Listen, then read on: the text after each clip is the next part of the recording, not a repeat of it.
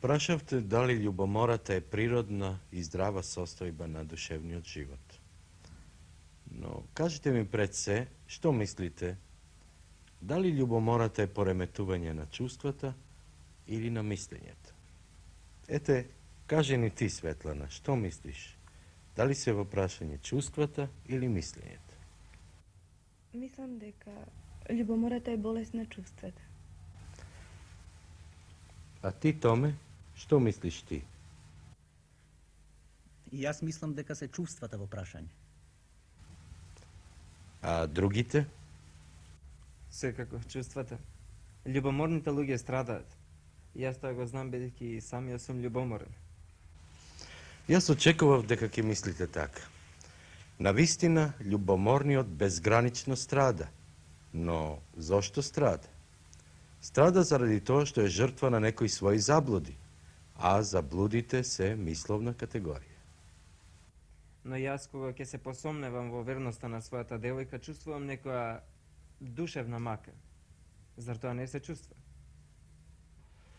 Секако се чувства, но тие се последица, а не се причина. Ако ти, Петре, немаше идеи дека девојката е неверна, ти немаше да страдаш. Знаете, јас не сум сигурен дека мојата девојка ме мами. А сепак, тие мисли ми се наметнуваат со огромна силина и јас сум немоќен пред нив. И што ти пречи во незиното поведение? Ми пречи тоа кога ќе ја видам да зборува со машки. Тоа не значи ништо. И ти сега зборуваш со мене, а јас и ти сме само добри пријатели. Зашто велиш само пријатели? Вие сте можда добри пријатели, а сепак не сте во она сексуална смисла влюбени еден во друг. Токму тоа и сакав да го кажам. Петре нема право да биде љубоморен. Љубоморните, драга моја, ретко кога имаат право да бидат љубоморни. Во тоа е нивната трагедија и трагедијата на оние покрај нив. Замислете што значи тоа. Девојката на Петре го сака со сета силина на својата љубов, а тој едноставно ја мачи со своите сомневања. Дали би сакале секој од нас да раскаже по некој свој собствен случај во кој самиот тој бил љубоморен? Но тоа не ќе биде така лесно, докторе. И конечно, како човек да избере случај? Едноставно да не го избира, туку да ни каже она што прво ќе му падне на ум. Јас би можела да ви го кажам ова. Имав 3,5 години кога се роди мојот помал брат. Како насон се сеќавам дека моите родители ми кажуваа оти ќе добиеме бебе. Ама јас тоа не можев да го разберам и мислев дека се шегуваат со мене. Еден ден ја однесоа некаде на брзина мајка ми и ја немаше со денови. Кога се врати, донесоа завиткано во пелени бебе. И веднаш ме викнаа да го погледнам и да го погалам тоа малечко бебе, кое што не личеше на ништо. Веднаш почувствував дека не ми е драг. И сега знам дека стравотно бев љубоморна на него. Чувствував дека со неговото доаѓање на свет загубив голем дел од љубовта на родителите. Ме болеше секое нивно внимание спрема него. И бев просто убедена дека секогаш повеќе го сакале. Дури и сега тој е нивниот љубимец. Ти ни раскажа можни интересен случај. Како да сакаше да избегаш од сегашноста во времето од пелените. За да ни кажеш случај што нема врска со нашата тема. Вера очигледно ни покажа дека се уште не ги надраснала своите стари детски чувства. Таа во секој случај ни зборуваше за еден меѓуоднос во кој уште како има љубомора. Вера се почувствувала отфрлена при раѓањето на братот и станала љубоморна. Зарем тоа не е присутно во секој случај на љубомора? Да, но каква е разликата помеѓу ова и онаа љубомора што ја доживуваме кога сме влюбени? А зошто влюбеноста толку остро да ја одделуваме од секој друг настан во животот? Дали некогаш сме помислиле дека најмногу сме љубоморни тогаш кога сме деца, а сите деца ја осетиле горчината на отфрленост. Но да продолжиме со нашите раскази. Ете, Мишо е готов да ни раскаже нешто. Кога веќе зборуваме за детството, јас би раскажал некои сеќавања од школската клупа. Бев во прво или второ оделение и морам да признам дека во училиште заодив не многу среќен што станав ученик. Меѓу децата имаше некои што знаеа многу, скоро целата азбука, а некои други како мене почнаа со пишување цртички. Морам да ви кажам дека ние незнајковците се чувствувавме како вистински бедници. Учителката постојано ги фалеше оние најучените, а меѓу нив беше едно дете што просто знаеше се, дури и двете азбуки. Се сеќавам дека учителката постојано го земаше за пример и го стануваше да не подучува. Навистина го мразев и еднаш го спрепнав на столбиштата и со задоволство го гледав како се тркала надолу. Но тоа е минато. И јас сум со тој човек денеска најдобар пријател. Сепак понекогаш кога ќе се сетам на ова, се срамам да го погледам во очи. Што може? Се случило? Мишо го памети овој настан. Зашто?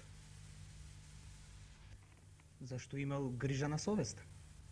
И не само тоа, тој уште тогаш бил со ранлива суета. И нешто друго. Памети дека бил љубоморен. Тој го мразел ученикот кој што бил љубимец на учителката.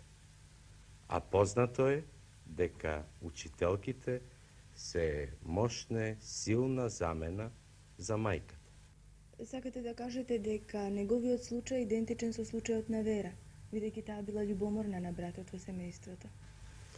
Не е сосема идентичен, но е мощно сличен. Учителката е замена за мајката, а ученикот за братот. И во едниот и во другиот случај се ривализира околу наклоноста на мајка. Тоа значи дека и тој има комплекси од детството. А кој ги нема? Дали тие комплекси ќе имаат некакво влијание врз неговиот интимен живот? Тоа не го тврдам, но може би ќе имаат. И на односите со жените? И на односите со жените. Мишо не се навредува, нели? Ние решивме да зборуваме отворено. Секако не. Тогаш да направиме обид да анализираме. Рековме дека Мишо уште како дете бил чувствителен на отфрлање, или запоставување, или подценување. Наречете го тоа како сакате. Се прашуваме дали воопшто бил во право. Дали учителката навистина го запоставувала и го форсирала другиот. Тоа навистина беше така. Во ред, понекогаш и учителите имаат право да се неправедни спрема учениците. Тие се во тој случај невротични, а кој не е помалку невротичен? Во секој случај, Мишо бил премногу чувствител на тоа отфрлање. Дали тој нема да биде толку многу чувствителен и сега, кога е во прашање врската со една жена? Учителката понекогаш исто така представува објект на мајката. Тоа го рековме. Но сепак таа е жена.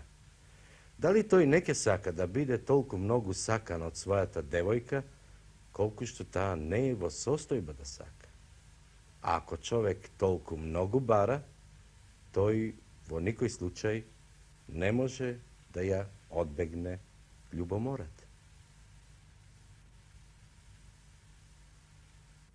Тоа значи дека љубомората е израз на егоизам.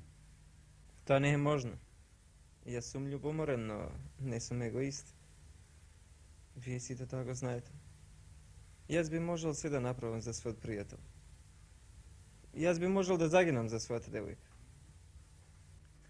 Сепак тоа е нешто друго. Не. Тоа не е друго.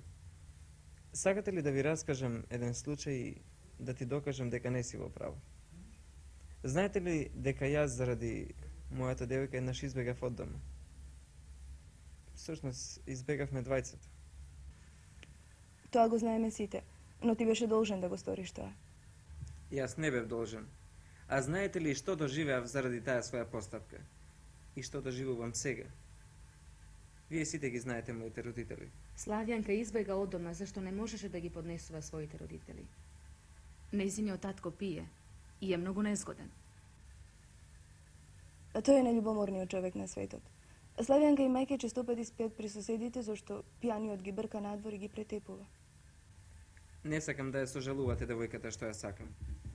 Сакав да кажам само дека сум способен за жртва. Не знаев, Петре, дека твојата девојка живее во такви семејни услови. Таа значи можне добро знае каков пекол во интимниот живот носи љубомората. А ете, и ти ја мачиш со својата љубомора. Не сакам да бидам остар со тебе, да будам во тебе некој чувство на вина, но мораш да признаеш дека ако луѓето се сакаат и се заедно, треба еден на друг да си приредуваат задоволства, а не взаимно да се мачат. Впрочем, младите луѓе секогаш можат да се променат. Јас би сакал да се промени, а тоа секогаш излегува посилно од мене. Понекогаш не спијам по цели ноќи. Низ главата ми се моткаат најневозможни мисли. Паметам како се кинја и мачеа моите родители до мене. Не еднаш. Повеќе пати доаѓаат дури и до развод. Кога мајка ми се врати од операција и речиси уште беше со едната нога во гробот, татко ми ја нападна со најтешки зборови заради тоа што имала нешто со лекарите в болница. Потоа се заклучи в соба и пишуваше со часови. И јас тоа одвај го преживев. Се сокрив и плачев. Знаев дека и двајцата се мачат, а јас бев најосамениот човек на светот. Тогаш се зареков дека нема да бидам љубоморен. Тоа ќе го видиме, не зависи од тебе. Зависи. Те убедувам, зависи. А вие, докторе, дали и вие некогаш сте били љубоморен? Секој човек некогаш бил. Јас не сум Бог. Но, верувајте ми, сега се срамам од сето тоа. Бев млад и мошне суетен и за ситници знаев да се почувствувам навреден и секогаш ја барав својата правда. А кога човек само ја бара својата правда, мора да биде неправеден према другите. Навистина смешен. Љубоморните се смешни. Се сеќавам, еден сосед ги закуваше прозорците со штици, за да оневозможи жената да се гледа со некого. Знам дека спиел на душек пред вратата од спалната, за да оневозможи да излезе. И пак бил убеден дека излегла, кога тој само за миг заспал. Тоа е навистина клиничен случај. Љубомората е тогаш безумна. Тој направи обид да ја убие жената. И сега е некаде в болница. Ние се оддалечевме од темата на нашите разговори. Зборуваме за љубомората, а не кажавме ниту збор за сексуалниот живот. Како љубомората влијае врз сексуалниот живот? Љубоморните се веројатно сексуално немоќни. Не секогаш, но вистина е дека љубомората може да ги кочи сексуалните мотиви. Дали е можно еден маж да биде потентен и една жена да не биде студена, ако се сомнева во својот партнер? Во овој случај се работи за кочници од исклучиво психолошка природа. Тие трајат додека трае љубомората. Кај мене дојде една мажена жена што имаше 2 деца.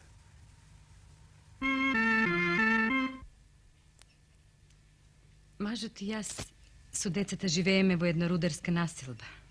Не е лошо. И јас работам како наставник и имаме добри принадлежности. И се беше добро, додека мојот маж не почна да се плетка со својата секретарка. Таа жена. Тоа девојчиште ни беше како керка. Но, ете што ми направи. Što vi napravi, gospođo? Mi go grab namažot. Od togaš nemam mir. Poludev. Pa vi je gledate deka poludev. Pred nekoj den bevme zajedno v autobus. Ta na jedната strana, јас на другата. Грлото ми се исуши. Градиви ми се стегна, а мислев дека ќе се онесвестам. Одеднаш почувствував дека ја мразам, но и дека се плашам од неа.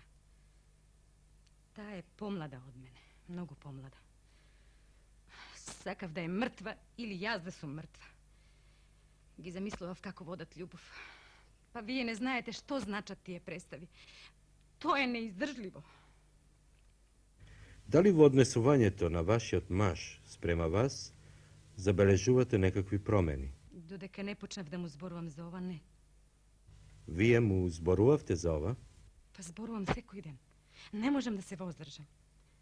Чувствувам некаква напнатост. Сакам да ми ја признае вистината, но тој не признава. Може би е подобро што не признава. Така барем имам некаква надеж. Што зборувам јас? Каква надеж? Јас сум сигурна дека ме мами. Имате ли некакви докази? Имам. Но за жал премногу доцна ги видов. Додека таа девојка доаѓаше кај нас, нешто не забележав. Но подоцна се сетив за многу нешта. Се сетивте за многу нешта? Како се гледа, со каква внимателност го придржуваше палтото. Ма што да ви зборувам, се е јасно, се. Допуштите сепак да сте во заблуда. А, не, никако не сум во заблуда. Понекогаш сакам да заборавам. Си велам, добро, маш е, пак ќе ми се врати. Но, кој ќе си легнеме? Секогаш ми доаѓа сликата пред очи, тој и таа и... го одбивам. Се грозам од него. Јас повеќе не сум жена, докторе. Не сум жена. Јас немам богати сексуални искуства, но мислам дека жената е во право. И јас мислам така. А вие, младичи, дали сте и вие на женската страна? Ако е вистина ова за мажот, тогаш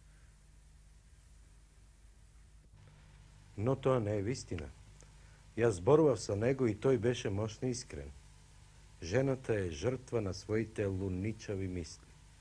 Ваквата љубомора е вистинска параноичност.